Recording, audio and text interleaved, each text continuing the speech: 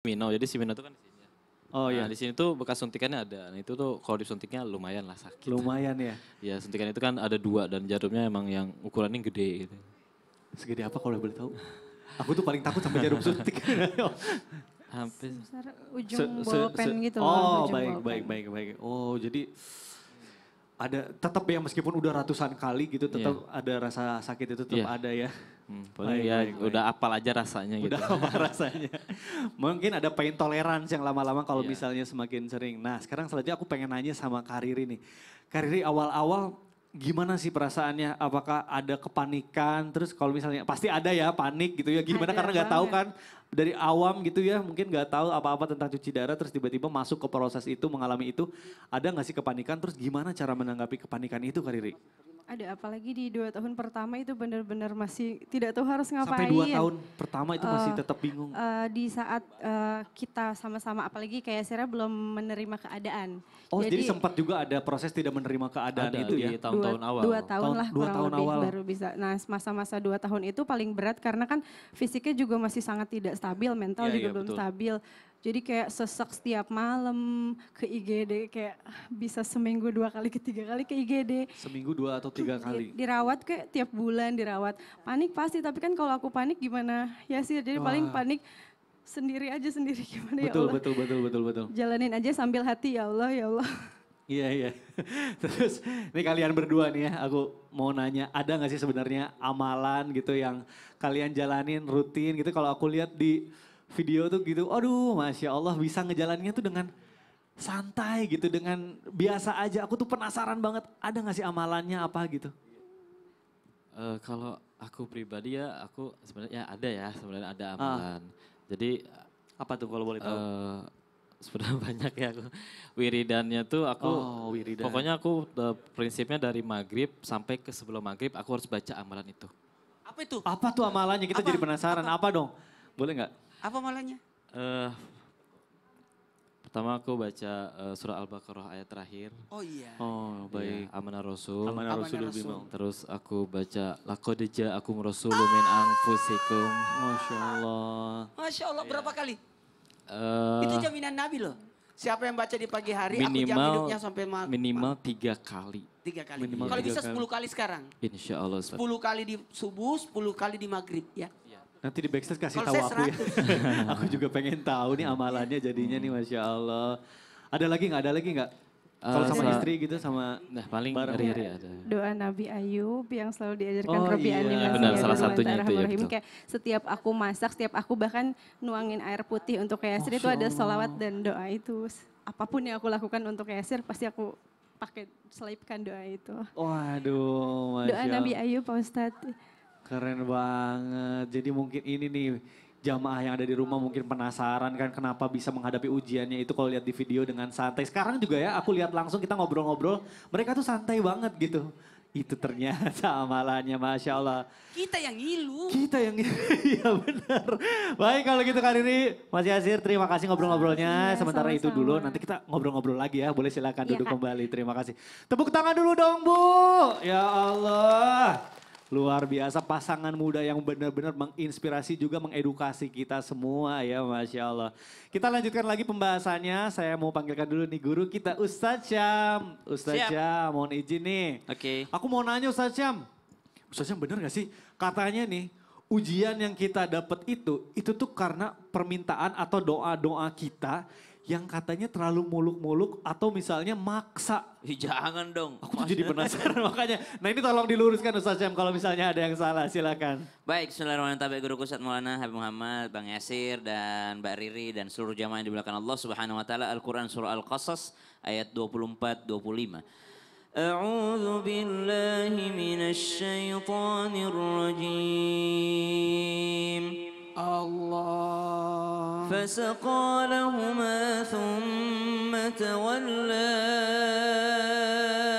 إلى الظل فقال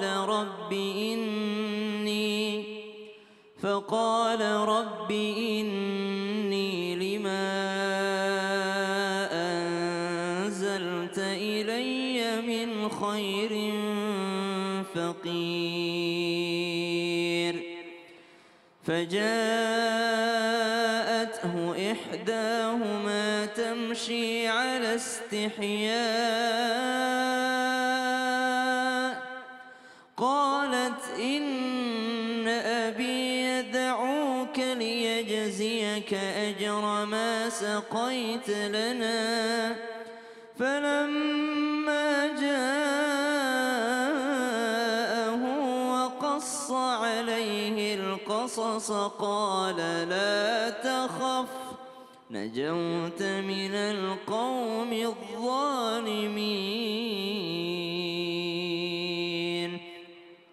Kisah Nabi Musa alaihissalam yang sangat butuh pertolongan dari Allah sampai bersandar di sebuah pohon karena kelelahan, tidak punya apa-apa, dalam keadaan fakir. Lalu beliau berdoa, Rabbi inni lima anzalta ilayya min khairin fakir. Ya Rabb, sungguh aku sangat fakir, sangat lemah saat ini, nggak punya apa-apa, nggak bisa apa-apa ya Rabb. Hanya butuh pertolonganmu, aku butuh sekali dengan pertolonganmu ya Allah. Namun ternyata jawaban dari doa Nabi Musa, tiba-tiba muncul dua orang wanita yang membutuhkan pertolongan Nabi Musa. Nabi Musa lagi minta tolong sama Allah, tapi justru ketemu orang yang harus ditolongin. Gimana tuh? Kita ini lagi butuh duit, tiba-tiba ada orang yang mau minta duit, subhanallah. Tapi ternyata inilah jawaban doanya.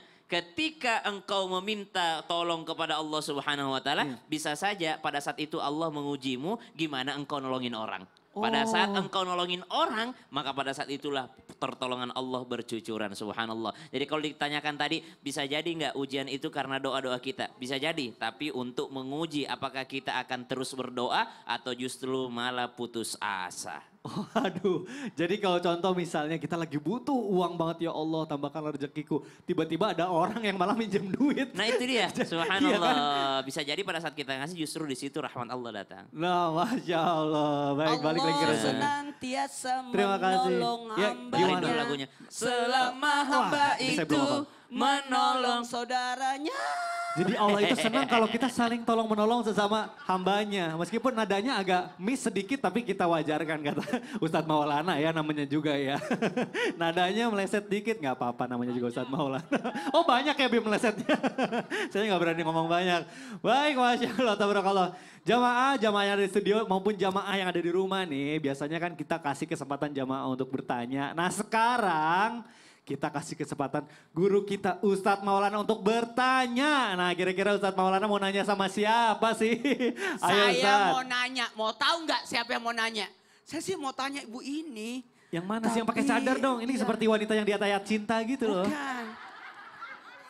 Penasaran Kalau wajahnya begitu, aku. nih yang lagi ceria banget. Saya mau nanya Oke, sebagai perwakilan netizen. netizen. Netizen. Dengan ibu, berdiri bu? Berdiri, oh Ya. iya. Dengan ibu hah? Saya seukuran. Seumuran. Seukuran. Oh ya seukuran juga, betul. Sama-sama Nama S ibu, ya. Namanya ibu siapa? Nama saya dengan Ibu Nining Ningrum dari Majelis Taklim Rodotul Quro Masjid Raya Bandung. Tepuk tangan dulu dong Bu. Di Bandung ya Masa Ya. Dayana, keren. Bu, Ya. saya mau nanya. Ya. Jikalau ada orang ngomongin begini, ujiannya gitu-gitu aja, biasa aja. Ih, ujian itu emang dari Tuhan ya, kita harus syukuri. Ya. Kita harus ucapkan Alhamdulillah. Kalau ibu dikasih ujian, kayak ujiannya Mbak Riri, Bariri sama Mas Nasir. Yasser. Yasir ini sangat luar biasa banget, sangat luar biasa. Iya. Kalau saya ya Ustadz ya sangat Iya. jujur, tidak siap seperti Mbak Belum Riri siap. sama Mbak Nasir. Tapi ibu kan punya ujian sendiri kan? Ujian ada, tapi orang tahu nggak boleh tahu. Nggak usah orang Hanya yang Allah tahu. sama saya. Nggak usah orang lain tahu kalau ibu punya ujian utang, nggak ada.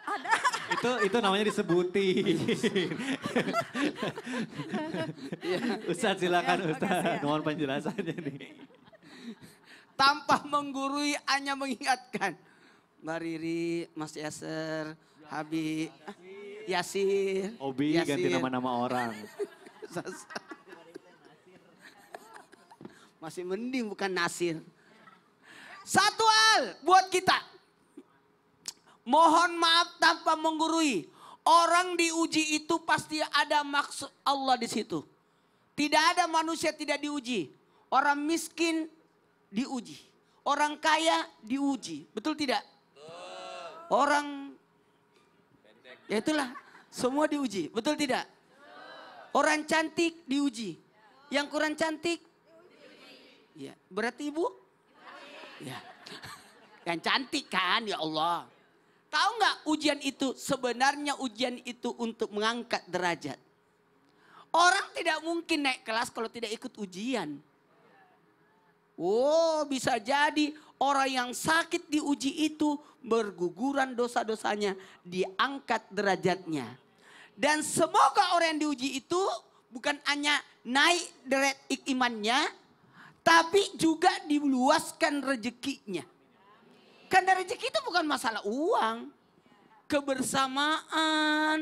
Ini luar biasa Betul, loh. betul banget Ustaz. Setuju banget. Rezeki itu bukan hanya uang, betul. Bukan hanya uang, kesempatan. Betapa banyak orang di luar sana nggak masuk Islam itu tidak masuk TV, ini Wah, masuk. ini berarti rezeki juga ya. Jamaah juga ini yang ada di sini, ibu-ibu. Wih. Oh, tunggu dulu.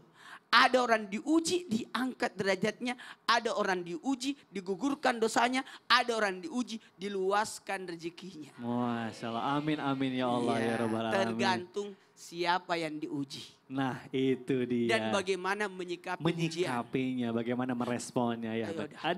Ada lagi? Ustadz ada lagi? Ada. Apa? Boleh silakan. Ada namanya, mohon maaf, cari hikmah, cari pahala. Cari pahala. Dan diambil, Apa? Gimana? diambil penyakit. Diambil penyakitnya, baik. Masya Allah. Bu, tepuk tangan dulu dong Bu. Ih, alhamdulillah makin semangat ya. Jamaah yang ada di rumah juga yuk semangat yuk. Yang masih merem-merem yuk bangun yuk. Masya Allah, karena sekarang kita akan masuk ke dalam segmen Tanya Dong Ustadz. Kami semua tanya dong Ustadz. Masya Allah, tabarakallah. Nanti saya akan kasih kesempatan jamaah untuk bertanya. Tapi sebelumnya ini karena ada bintang tamu inspiratif, saya akan kasih kesempatan nih buat Kak Riri yang mau bertanya sama guru-guru kita. Kira-kira masih ada yang mau ditanyakan enggak?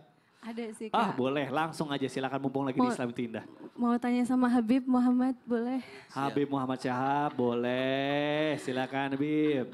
Bismillah, Assalamualaikum Habib. Waalaikumsalam warahmatullahi wabarakatuh. Mau tanya, gimana sih kalau dalam Islam ciri-ciri musibah yang kita hadapin itu termasuk ke ujian untuk mengangkat derajat kita atau hukuman buat kita? Ciri-cirinya bagaimana Habib? Oh, ciri-cirinya antara ini tuh ujiannya mau menaikkan derajat kita atau ini hukuman dari Allah. Nah benar juga pertanyaannya bagus banget. Perbedaannya. Iya, betul. Bib mau langsung dijawab ya Bib, silakan Habib Muhammad Syahab. Baik, bismillahirrahmanirrahim. Ciri-cirinya kalau orang diuji untuk menaikkan derajat, kita lihat individual. Sebenarnya orang sendiri yang tahu, diri dia sendiri.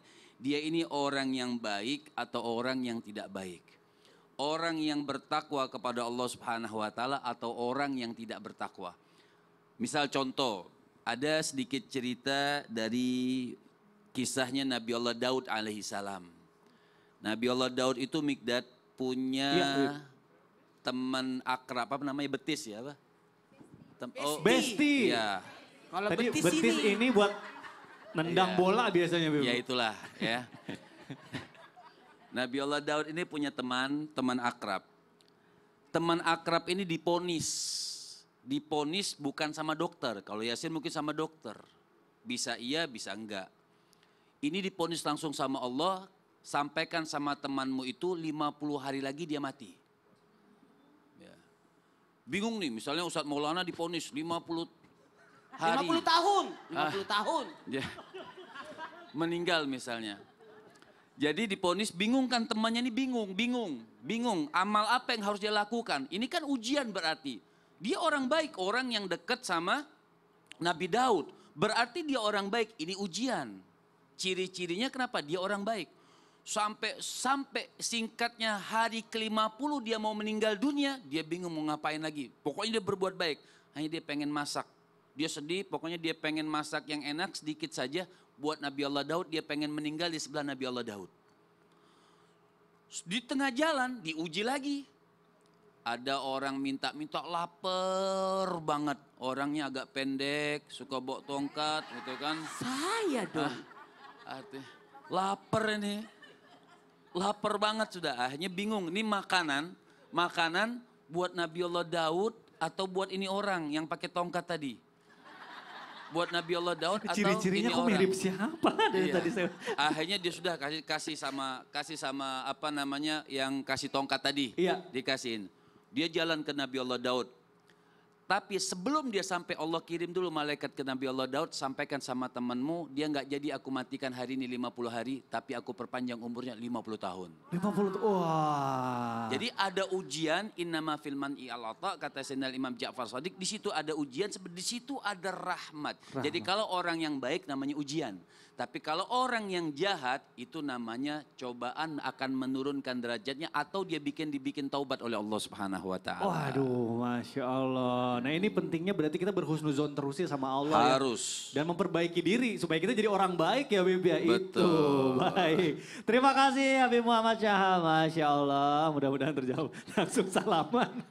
Soalnya saya perhatiin ciri-cirinya jamaah. Kok udahlah, gak usah dibahas. Baik, sekarang saya akan kasih kesempatan untuk jamaah yang ada di studio untuk bertanya. Nah, buat ibu-ibu yang mau nanya, boleh angkat tangannya Bu. Wih ini, yang sebelah sini semangatnya juga. Wah yang sebelah sini juga. Aku jadi bingung. Ustadz mohon maaf Ustadz. Bukan aku pelakunya, dia. Oh iya, Dia mohon belum maaf. baliin mic-nya. Nah aku pinjam dulu mic-nya boleh ya. Dia belum beliin mic-nya. Saya mau kasih kesempatan buat ibu yang sebelah sini yang dari tadi saya perhatiin. Waduh. Boleh ibu mau ke depan silahkan. Ibu mau nanya sama Mau ke siapa? depan, mau ke apa? Mau ke Oh depan. di situ aja katanya Bu, nggak apa-apa Bu, takut capek, nggak apa-apa Bu. Biar saya yang datangin ibu. Gimana Bu? Assalamualaikum warahmatullahi wabarakatuh. Waalaikumsalam warahmatullahi Perkenalkan wabarakatuh. saya namanya Nafiaton Fatoni yang di Masjid Talim Trans Studio Bandung.